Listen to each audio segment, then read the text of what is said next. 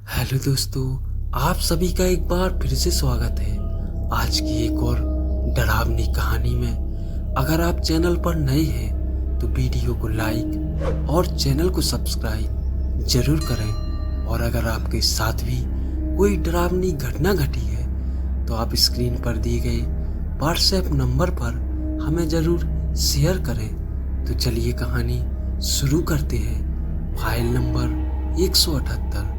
ये कहानी जुर्म की दुनिया की वह काली परछाई है जिसके असर ने सबकी नींद उड़ा दी थी। एक शहर में एक पुलिस थाना था। थाने में अक्सर स्थानीय लोग समस्या लेकर आते रहते थे और उनको समाधान आसानी से हो जाया करता था, क्योंकि शहर की आबादी बहुत कम थी और यहाँ के लोग भी शांति के साथ जीवन जीना पसंद करते थे। सब कुछ बेहतर चल रहा था।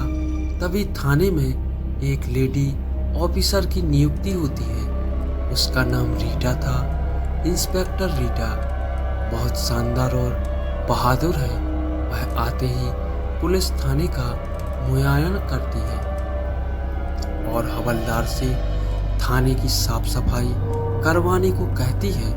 हवलदार भी आदेश अनुसार सफाई कर्मचारी को बुलाकर पूरे थाने की सफाई करवाते हैं। तभी रीटा थाने के स्टोर रूम में चली जाती है। वहाँ कुछ पुराने केसों की फाइल देख रही होती है।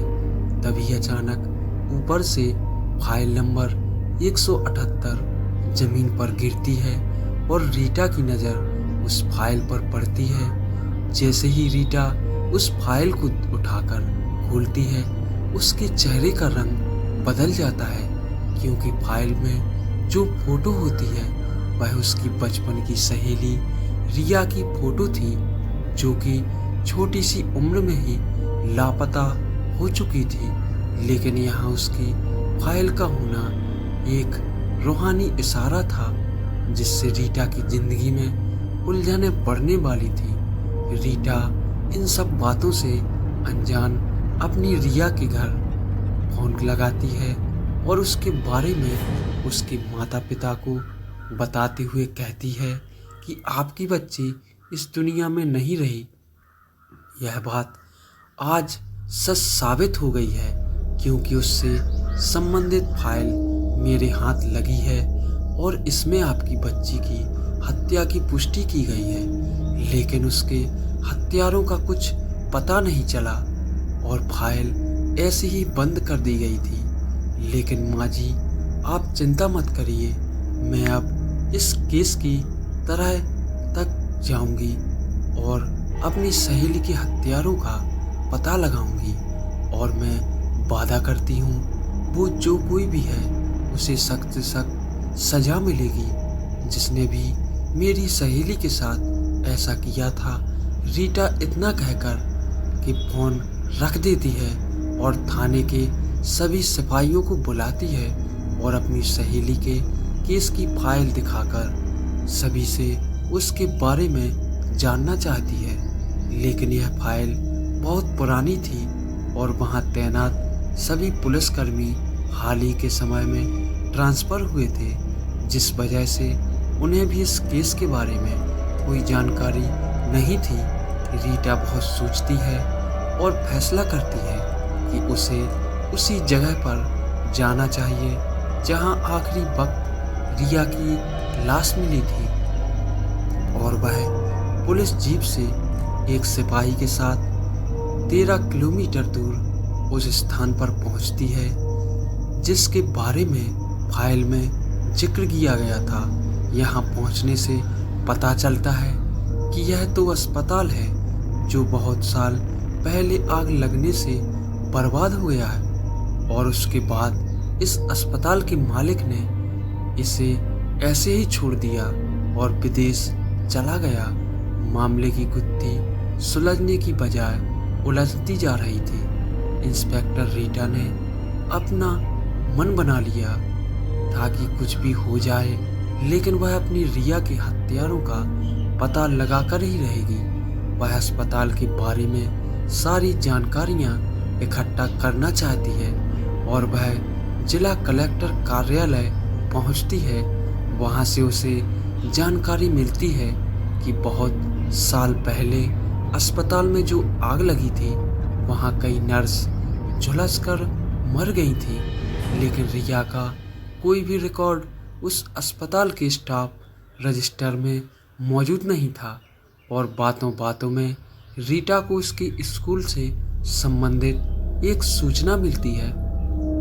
इंस्पेक्टर रीटा को अपनी सहेली के स्कूल जाने से यह पता चला कि वह साइंस की स्टूडेंट थी और वह अपने विषय के प्रोजेक्ट के सिलसिले में अस्पताल गई थी, क्योंकि वहाँ एक नर्स उसकी सहेली थी, बड़ी बहन थी, जिसने रिया को उसके प्रोजेक्ट के सिलसिले में बुलाया था। अब इंस्पेक्टर रीटा को एहसास हो गया था कि हो ना हो रिया की हत्या से इस अस्पताल का जरूर कोई ना कोई कनेक्शन है। इंस्पेक्टर रीटा स्पेशल परमिशन के तहत अस्पताल के मालिक से मिलने का फैसला किया ताकि आगे की जानकारी जुटाई जा सके, और वह विदेश चली गई। वहां जाकर पता चला कि वह व्यक्ति बहुत कामयाब हो चुका था और उससे मिलना इतना आसान ही नहीं था, लेकिन रीटा के हौसले बुलंद थे। उसने ठान लिया था कि वह उससे मिलकर ही रहेगी, और रीटा उस अस्पताल के मालिक का मोबाइल नंबर हासिल करती है और उसे एक धमकी भरा मैसेज रिया की हत्या को लेकर भेज देती है। दरअसल यह अंधेरे में तीर लगाने जैसा था और तीर जाके सही निशाने पर लग जाता है, क्योंकि अब वह इंस्पेक्टर रीटा से मिलने को तैयार हो जाता है। और जैसे ही दोनों की मुलाकात होती है तो इंस्पेक्टर रीटा को उसके चेहरे के हाव भाव देखकर पता चल जाता है कि रिया की हत्या में जरूर कोई ना कोई इसका हाथ है। वह इंस्पेक्टर रीटा को रिश्वत का ऑफर देता है और कहता है आप इस केस से हट जाइए, लेकिन रीटा मजबूर है।